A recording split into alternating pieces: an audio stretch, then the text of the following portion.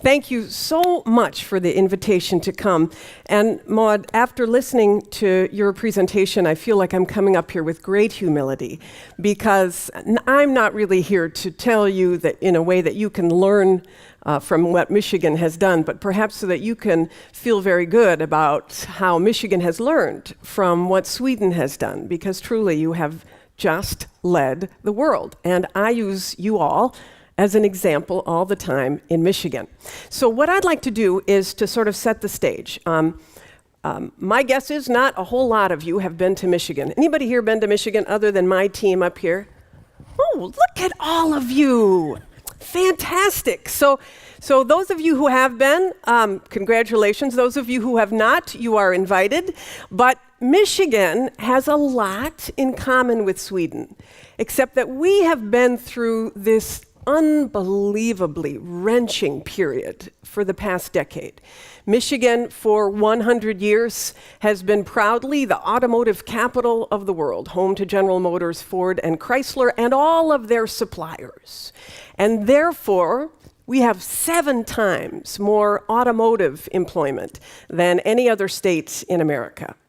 This was great up to a period, and then everything crashed, especially related to globalization. And in the past decade, Michigan, which is a state of 10 million people, about the size of Sweden, Michigan has lost almost 1 million jobs because of our manufacturing sector and this global shift of jobs. And then layer upon that the bankruptcies of Chrysler and General Motors. And you better believe, as governor of this state, that we have had to run, and run fast, to diversify our economy and to educate our citizens. But let me just start by introducing you to the similarities. For those of you who have been to Michigan before, you know it.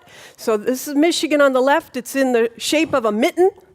We carry the map of Michigan on the ends of our hands. Except for that, it also has an upper peninsula, which is that very top part. Because it's surrounded by water, similar to Sweden.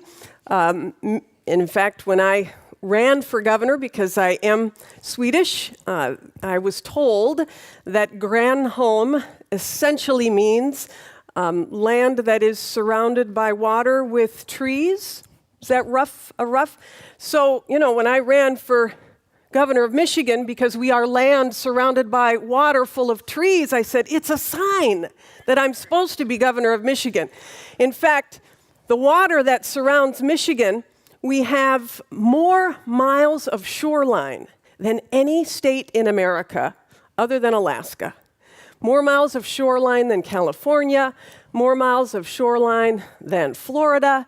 We have 11,000 inland lakes. We have hundreds and hundreds of miles of inland streams, very similar to Sweden. We have 4 seasons, including the winter, lots of great snow in Michigan, woods. We have more publicly owned forest land in Michigan than any state in the country. And so the work that is being done here in Sweden related to the bioeconomy, especially wood, waste to energy, very important for us. We have a similar workforce in terms of technology. Michigan's workforce we have had certainly a huge amount of manufacturing expertise, but a lot of research and development expertise as well. And so Michigan, it has 350 international and domestic research and development headquarters, largely in the southeast of Michigan, related to the auto industry, but a huge synergy. 15 public universities, lots of great talent coming out of the universities, and commercializing a lot of businesses from the universities like you do. And, of course, I call these all the W's. You notice this? Water, winter, workforce. Winners, that is a picture of the Detroit Red Wings. 5 Swedes on the Red Wings. And they have won the Stanley Cup many, many times, so we're very proud of that. Now, I would also say that another commonality that we have is that at the moment, both Sweden and Michigan are run by Swedes. So our strategy has been to diversify because of the challenges in our automotive industry. And so These challenges have been so great that our goal has been to add new sectors to our economy. We did an evaluation of our economy. In fact, the head of our Michigan Economic Development Corporation is here, Greg Main, along with a key team member, Martin Dober. We brought in the experts. We said, evaluate what Michigan has to offer, look at your strengths, weaknesses, opportunities, and threats. We identified 6 sectors that we were going to aggressively go after to try to replace these lost manufacturing jobs. And one of the 6, is in renewable energy. Now, I know this is a conference that is about cities, but to me, in Michigan, our cities have been the home of the manufacturing of the auto center, and if you can't have a sustainable city without sustainable jobs. And so therefore, evaluating our assets to determine where we could be competitive was key. And we looked at other countries to find out who is doing this well. And in evaluating all of the countries, we looked at Sweden and said, man, they've got the secret sauce.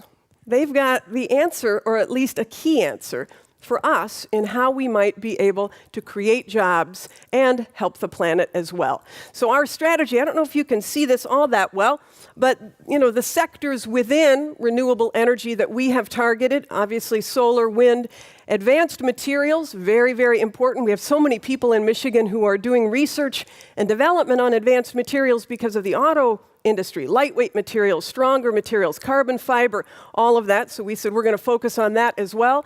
Advanced energy storage, that's really the battery for the electric vehicle, and I'll talk about that in a second. And then bioenergy. So in developing this strategy, we've really gone at this aggressively for a couple of years. And just to make the case that Maud was making, policy makes a big difference. When you have a policy indication of where the state or the country is going, and you provide the lubricant, I think you said, to be able to get there, then the businesses will follow. And just in the past 2 years, now Michigan, I'm sort of embarrassed to say, we have a renewable energy standard, but of course in America we don't have cap and trade, we don't have a price on carbon, it's very controversial. If we could get some of that, then I know we would see a lot more jobs. But even with the minimal commitment to renewable energy, we have a 10% commitment to renewable energy by 2015, but we have put out as a goal a 45% reduction in our consumption of fossil fuels as a state by 2020. So, but even with those, we have been able to attract companies with a partnership with the federal government that have spread all over the state. A lot of them are batteries. That's the purple dots. The blue dots are wind. The yellow dots are solar. And the bio dots are up in the upper peninsula because of the wind, the forests and the market for trees and the wood waste from trees. So in 2 years, because of the policy changes we have adopted in modeling somewhat after Sweden, we've been able to attract 47 companies, 89,000 jobs projected to be created from those 47 companies over this decade, and a $9.4 billion investment when you combine them all together. That's really great, right? Okay, come on, work with me, people. But you can take some credit for this, because in 2007, after I had come to Sweden, I gave a State of the State address to our people, and I said, we've got to follow what Sweden is doing. We've got to adopt standards. We have to provide incentives. We've got to go after this, because in Sweden, they've been able to create 400,000 jobs in this green sector, and we have lost almost 1 million. So as one sector, very, very important.